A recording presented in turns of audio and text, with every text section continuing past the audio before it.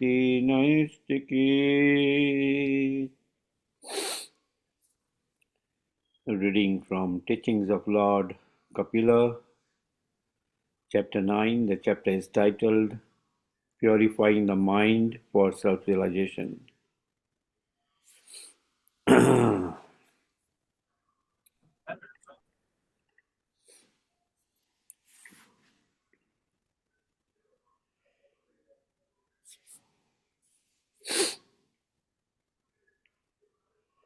Om Agnanatimirandasya Jnananjana Salakaya Chakshurunmitan Yena Tasmai Shri Guruve Namaha.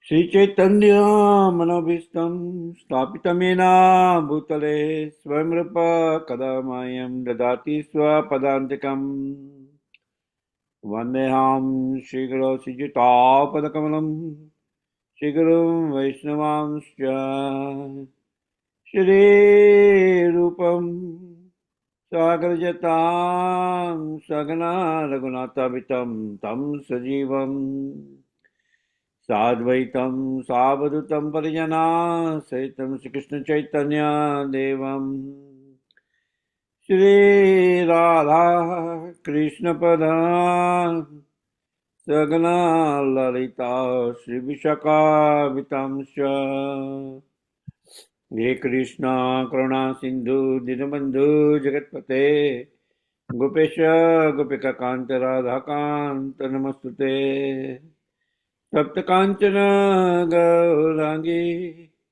Radhe Vrindavaneshwari Rishabhana Sute Devi Pranamami Hari Priye Vancha Kalpatarubhasya Kripa Sindhu Bhayavacha Patitanam Pavanebhayo Vaishnavebhyo Namo Namaha Jai Shri Krishna Chaitanya Prabhu Nityananda Shri Advaita Gadadhar Sivasadi Gaur Bhakta Vrinda Hare Krishna Krishna Krishna Hare Hare Hare Rama Rama Rama Hare Hare Nam Vishnu Padaya Krishna Prestaya Bhutale Gurudas Chaitanya Swami.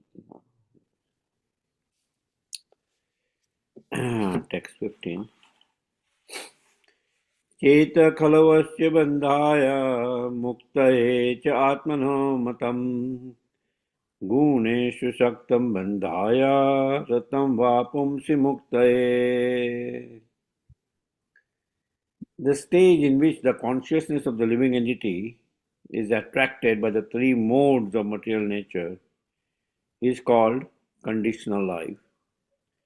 But when that same consciousness is attached to the Supreme Personality of Godhead, one is situated in the consciousness of liberation. There's a distinction here between Krishna consciousness and Maya consciousness. Guneshu or Maya consciousness involves attachment to the three material modes of nature, under which one works sometimes in goodness and knowledge, sometimes in passion and sometimes in ignorance. These different qualitative activities with the central attachment for material enjoyment are the cause of one's conditional life. When the same Cheta or consciousness is transferred to the Supreme Personality of Godhead, Krishna, or when one becomes Krishna conscious, he is on the path of liberation.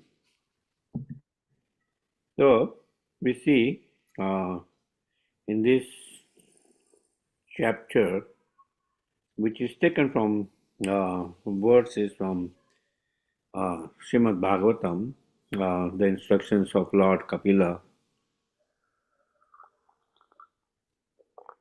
to Mother Devahuti, and it is kind of then sectionalized with a heading, purifying the mind. Here the heading is purifying the mind for self-realization, where it begins from these words from the third canto, where Lord Kapila is explaining that, okay, there are two kinds of consciousness: Maya consciousness and Krishna consciousness. Right? Maya consciousness means when the this soul is in the conditioned state of nature. What do we mean by conditioned state of nature? That it comes in contact with these three modes of material nature, right? We call that as mode of goodness, mode of passion, mode of ignorance, right? Sattva gun, raja gun, tamo gun. Right? So when it comes under these three modes of material nature, um, it tries to enjoy separately from the Lord, right? And that's why he is engaged in this body. And based on in which combination of the modes of material nature is attached to, he performs those kinds of activities for his own sense gratification. Right? That's why it's called Maya consciousness. Whether he's even in the mode of goodness, he's in Maya consciousness, or mode of passion and ignorance, definitely he's in Maya consciousness. Right? Because the central point here is the attachment to material enjoyment. And that's why that's the cause of one's conditional life. The moment he is attached to material enjoyment because of his conditional life, where he is connected more on utilizing his senses in sense gratification instead of utilizing his senses in the service of the Lord. Right? So we have Maya consciousness, and the other side we have Krishna consciousness. When that same Chetaha, right, that conditioned consciousness, which is under the influence of the three modes of material nature, the same Cheta or consciousness is transferred to the Supreme Personality of Godhead, Krishna, or when one becomes Krishna consciousness, is in the path of liberation.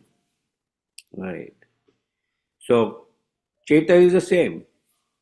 Initially, it is in the conditioned stage.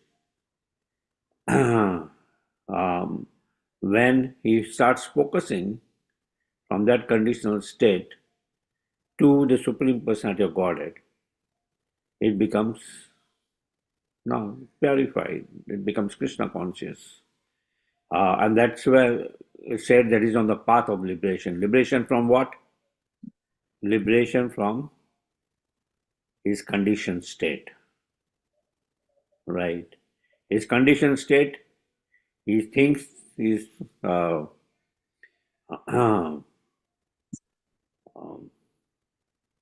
conditioned stage, he thinks himself to be the enjoyer, and the three modes of material nature helps him to facilitate that enjoyment. Right? Prakriti kriyamnani gunai karmani sarvasvaha. Right? So, Trivi gunamani bhavai evim sarvamidam jagatam. He is bewildered by these three modes of material nature which are created by the Supreme Lord Himself. Right? And it is very difficult to overcome. Daivi esha gunamai manamaya mam durteya. But when that condition said, when that minute free will we use in the service of the Lord, slowly we become Krishna conscious. Right? Krishna sadhya kabunai Shravan adi Suddha Chitta Karaya Uday. Right? So that Suddha Chitta, the pure consciousness, it's on the covered state. Right? The pure consciousness is in the covered state. And that's where instead of serving the Supreme Lord, it is serving its own senses and enjoying materially and making his path more suitable in this material world. right? And goes into the cycle of Janma Mrityu Jara Vyadhi, right? So that's Maya consciousness. But the moment Mamai Vansho Jiva Loke Jiva Bhuta Sanatana, right, is part and parcel of the Supreme Lord. And that Shuddha Chitta, when by Shravanadi, by performance of devotional service, when it comes in contact with the Supreme Personality of Godhead, the Shuddha Chitta awakens. And in the pure state, it completely recognizes himself as part and parcel of the Supreme Lord, meant to serve the Supreme Lord, which we'll see in this next two words.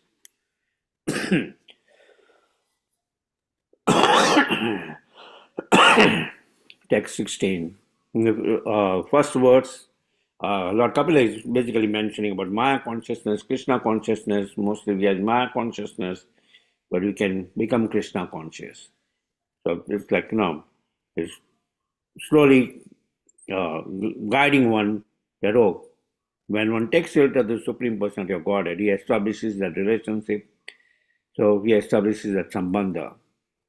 Now he starts the abhidhya, the process of purifying the mind, so that instead of that mind being in that conditioned state level, becomes purified, and he uses it in service of the Supreme Lord.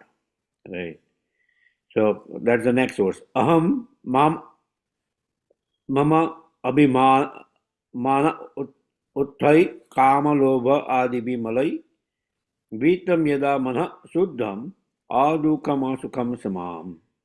When one is completely cleansed, right, by the process of Cetodarpanamana, when one is completely cleansed of the impurities of lust and greed, right, lust and greed, produced from the false identification of the body as I, aham, and bodily possession as mine.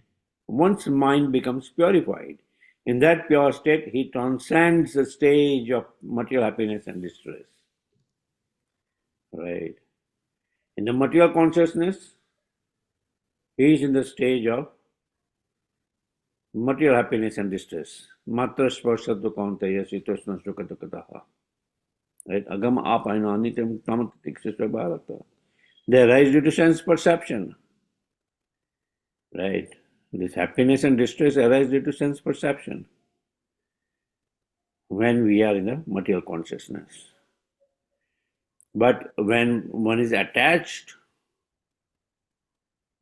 of telling his consciousness in the service of the Supreme Lord, right, which is his natural state, right? The natural state of a part is to serve the whole body.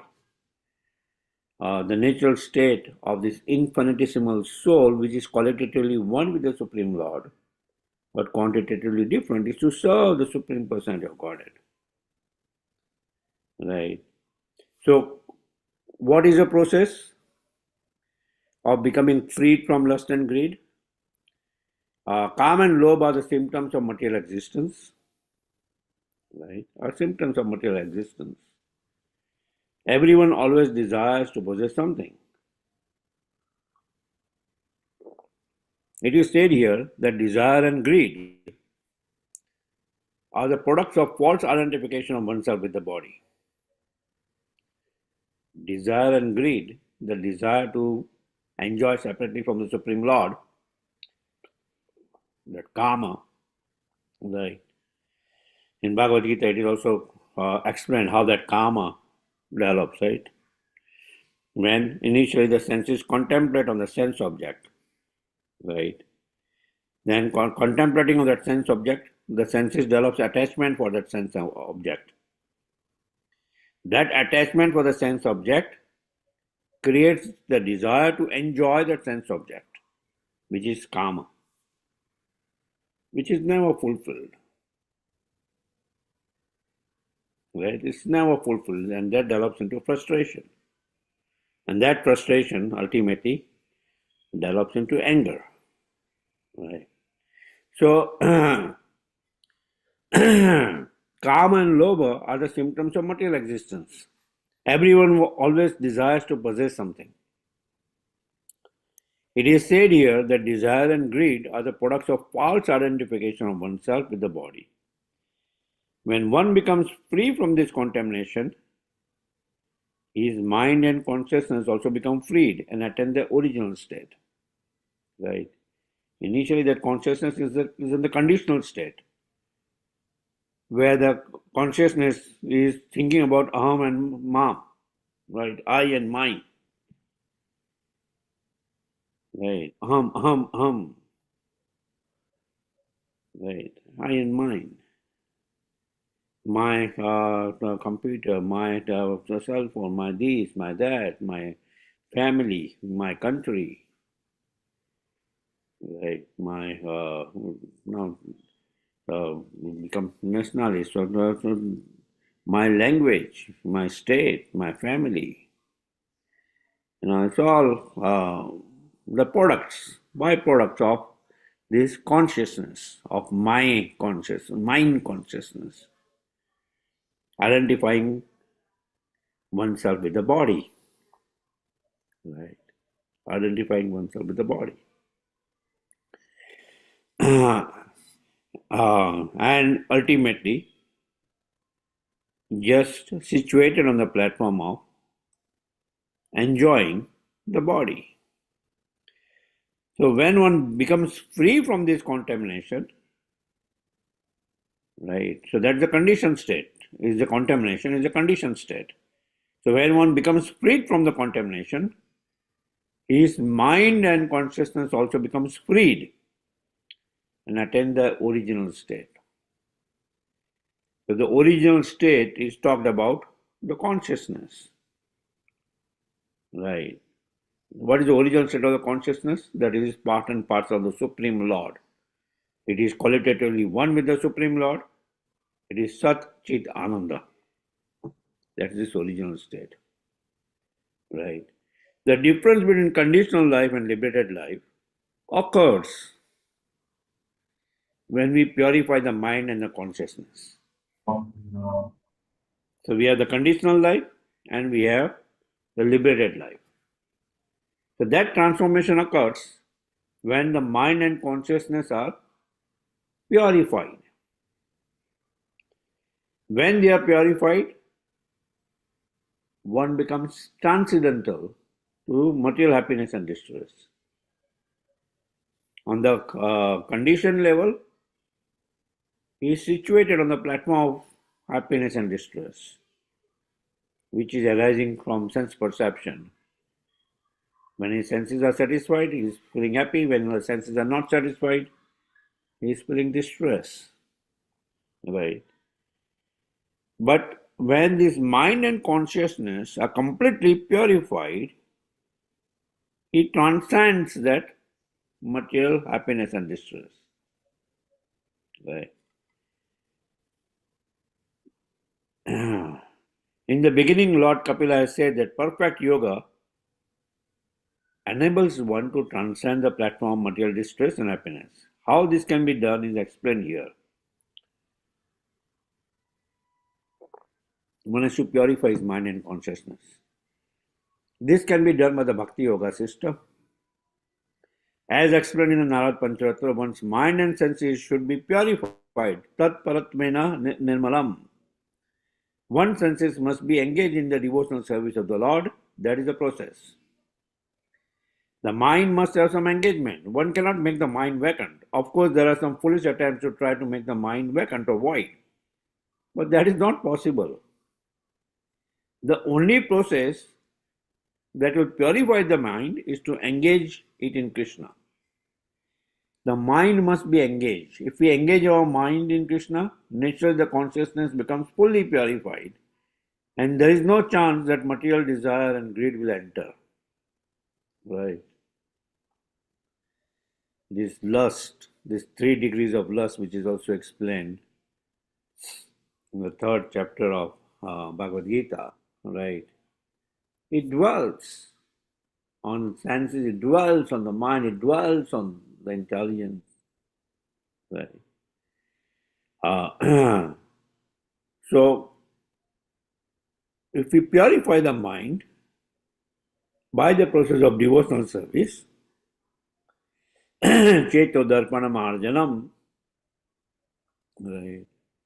Mahaprabhu mentions in Shiksastakam, Cheto Darpana Marjanam Bhava Mahadavagni Nirvapanam, right? This darpa, this mirror of our heart, which is dirty with lust, greed, becomes purified by Chetaha, cleansing process of performance of devotional service, right? Of chanting the holy name of the Lord. Cleanses the heart of these anarthas, right? And ultimately, the mind, by the process of devotional service, not by the process of impersonal nirvana, voidism, of making the mind empty, void, not following that process, but following the process of devotional service, the mind becomes completely purified and it engages itself completely in the service of the Lord. An example, as a sadhaka, we know that when we engage our mind in a process of devotional service, like say making garland, our mind is focused in just making the garland for the service of the Lord, or shringar of the Lord, just focus, or cooking different items for the Lord. The mind is focused on that aspect of devotional service to, instead of satisfying ourselves, to satisfy the Supreme Personality of Godhead. And by continuous performance of this devotional service, the mind becomes completely purified. Right? The mind must be engaged. If we engage our mind in Krishna, naturally the consciousness becomes fully purified. Right? So this lust, which is the sitting place of lust, is in the mind. When mind is completely engaged in Krishna consciousness, it's clean. The mind is cleansed. And once mind is cleansed, it has clarity in mind to completely now engage himself in the service of the Lord. So his consciousness is cleansed. His consciousness becomes fully purified. And then there is no chance of this material desire. There is no chance for then the lust and greed to enter. Right? Arjuna is asking at the end of the third chapter that, hey, Krishna, now that you are explaining these three sitting places of lust, Kamesha, Krodesha, Rajagana, Samudbhava, they are these all devouring enemies. How do we conquer it? Though knowing that there is devotion service, there is Krishna, but we are so engaged in sense gratification by this all-devouring enemy. So how do we conquer them? And Lord Krishna says, you can conquer them only by transcendental knowledge.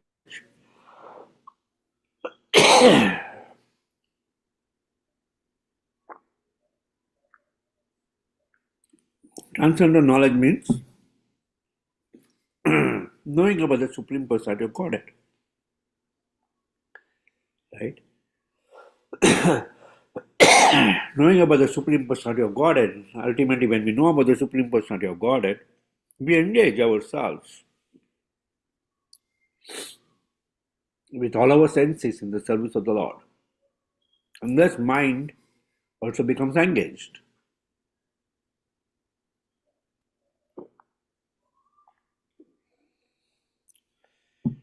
So initially the mind is the enemy, But now our mind becomes our friend. Our mind is our friend and our mind is our enemy. If it is clean, it is a friend, and if it is dirty, we contract material diseases. If we keep ourselves clean, pure, we will not be contaminated. According to Vedic civilization, one has to cleanse himself externally 3 times daily. Once in the morning, again at noon, and again in the evening. Right. So this cleansing himself externally 3 times daily is considered as bathing 3 times a day. And eating once a day, which got changed to eating thrice a day and bathing once a day or hardly. Those who strictly follow the Brahmanical rules and regulations follow this process. Cleanliness is next to godliness. Conditional life means that the mind is covered with dirty things.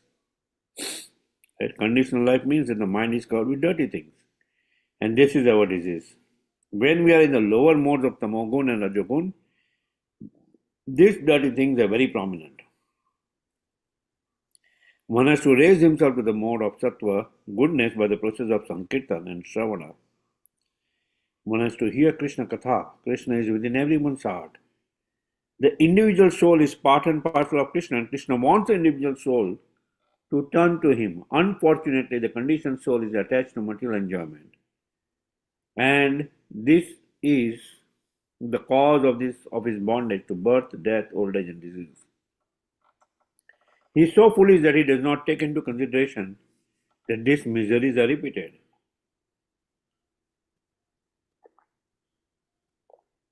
He is like an ass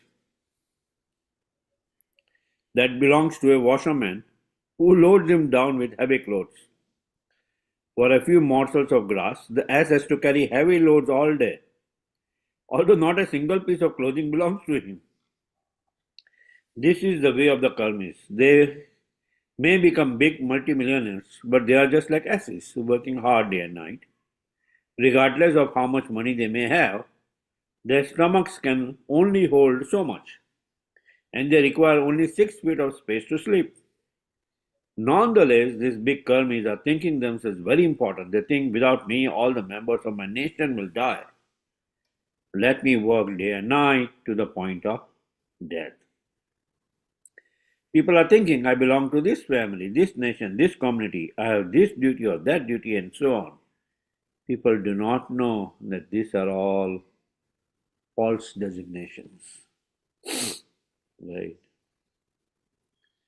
So instead of this duty, this duty, this duty, or without me, no, like an 81-year-old gentleman who is running, trying and forgetting his lines and running an election for the president. Now, he's forgetting the real purpose of life, but thinking that without him, things will not change. Without him, I am the doer, I am the doer, I am the doer, he's thinking. And ultimately, wasting a person's life. Right? The four basic necessities of life, eating, mating, right? Ahara, nidra, or eating, sleeping, mating, and defending, is done even by an animal.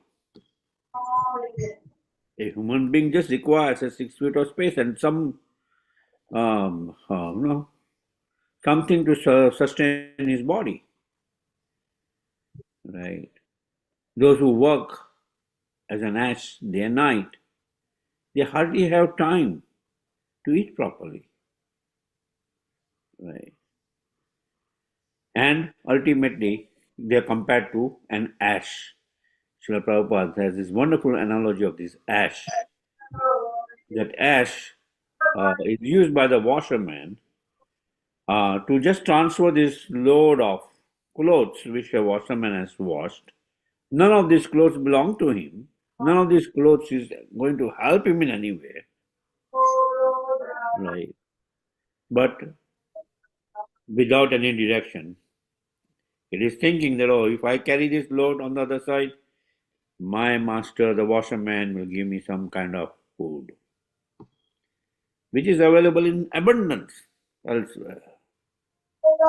But he's thinking, no, without this, there's no hope, right? So that's the problem with karmis. Without any goal of life, right? Without any goal of life, they just waste this human form of life. Okay, so let's break for some time to take some discussions. Does anybody have any questions?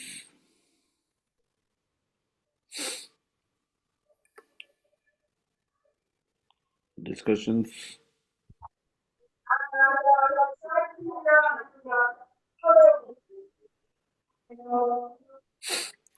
Somebody has this nice music in the background.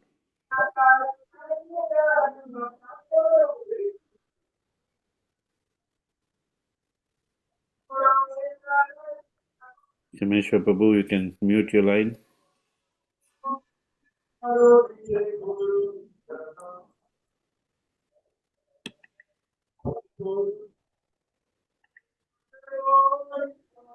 Any questions, discussions?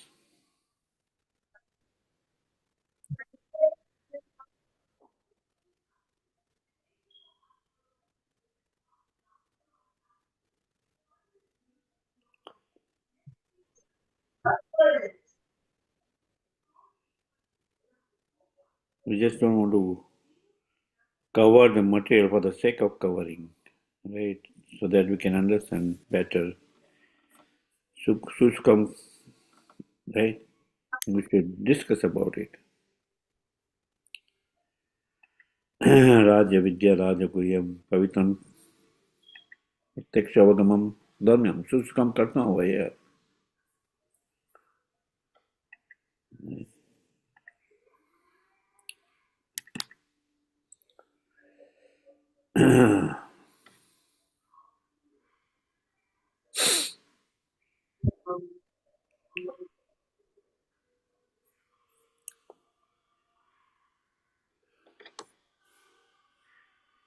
You are happy with the way life is treating us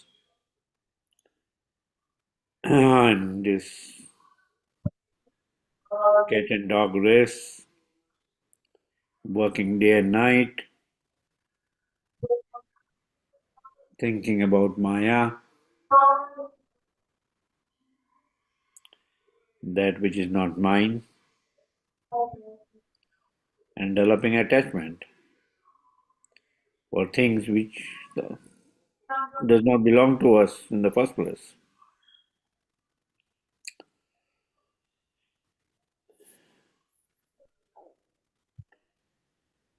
Haribol.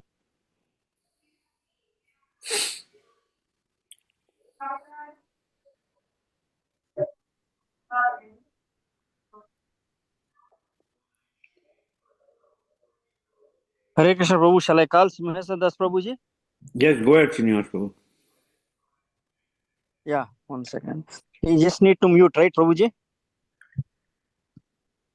No, Simeshwar Prabhu has to mute, but that's fine. But at least if you have other question, we can discuss something. Do you have a question or a reflection which you want to share? Srinivas Prabhu? Yeah, I'm just thinking, Prabhu, how to frame the question. We'll see, okay? Prabhuji, this lust, greed, these things, um, even though we want to get out of these things, they keep coming and making us pulling back always, Prabhuji. Yes. Some problems or other things actually keep pulling us back.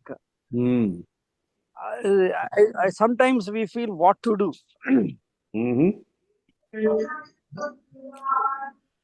Yeah. How this bad thing has to be eradicated, Prabhuji. Yes. So just like mind is chanchal, and Arjuna says, oh, it's very difficult to overcome. Right? Mind is going back to being attached to, one day it is attached to a form which you want to enjoy, another day it is attached to some eatables which you want to enjoy, third day it is attached to some obstacles in your life, right? So something or the other, you are trying to get detached from it, but you are becoming attached again, right? Yeah, correct, Guruji. Yeah, so that's the nature of mind, which is flickering, and the sitting place of this mind is lust. So it comes up, we cleanse it, then again, like this elephant bath, we sprinkle dirt over ourselves, right? The weekend comes and Hmm. it's so blissful, right? We perform devotional service and we feel so blissful in the association of devotees, performing devotional service nicely, we feel blissful. But the moment the Correct. devotee association is over and we are again interested during the week, Hello? we again sprinkle dirt on the clean consciousness and again become contaminated, make it contaminated by sense gratification, right? In form of this responsibility or that responsibility or that responsibility, right? Again, thinking about aham and mine, right? Me and mine, me and mine. Again, thinking about that, we become attached.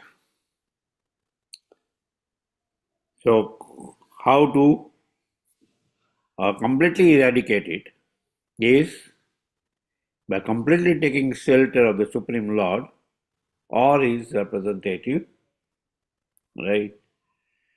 Iha yasya haridasya karmana manasyagira nikalasu api avastasu jivan mukta suyuchate.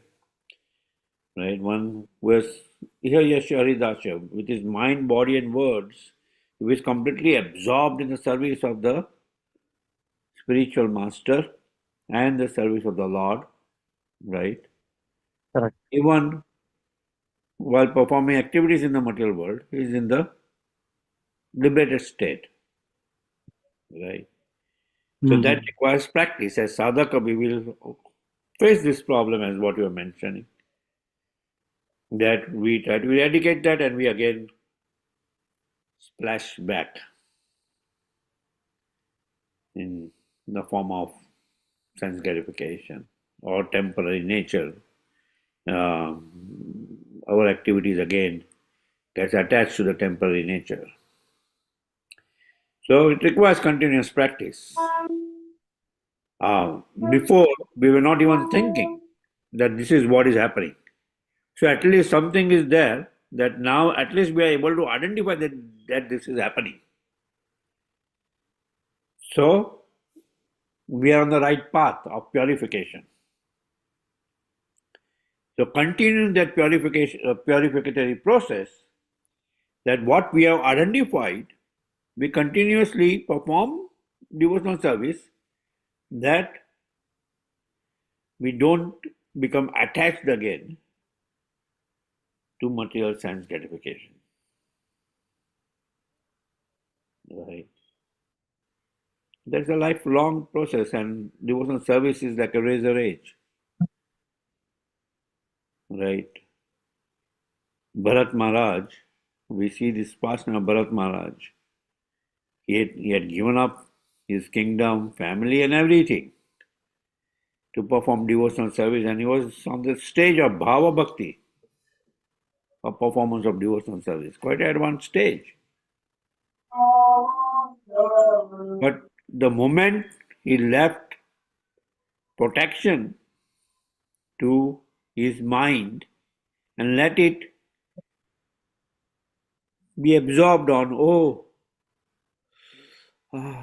the deer, she gave birth to this offspring, and it's by itself. Well, who will take care of it? The mother deer has passed away. Something has to be done. And he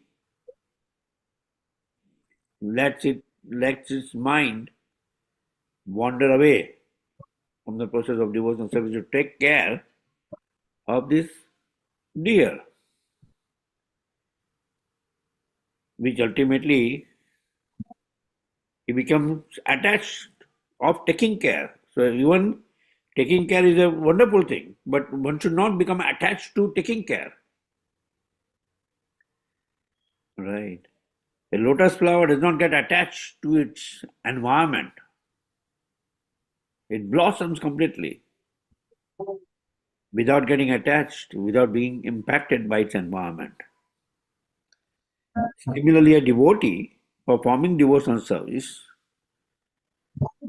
he should be completely absorbed in performance of devotional service without becoming attached to material sense gratification, or even on the level of goodness of caring somebody.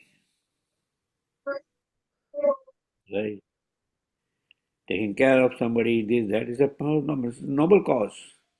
But that should also be done in relationship with the Supreme Lord without losing our control and letting our senses. Mind, what does it do? Like the five horses, the mind is the reins which through which you are pulling the senses in the service of the Lord. But the moment you let the reins loose, what would happen? Again, the senses will become attracted to sense gratification. Is that all right, Srinivas Babu? Yes, Prabhuji. Thank you. Thank you very much. So I think 7:50, we should stop here. Yeah. And all are welcome to attend the session online on of the Jersey City Bhakti Viksha, where in another 10 minutes I'll be giving class on servant leadership. Yeah. Shimeshwar Babu, do you have anything else?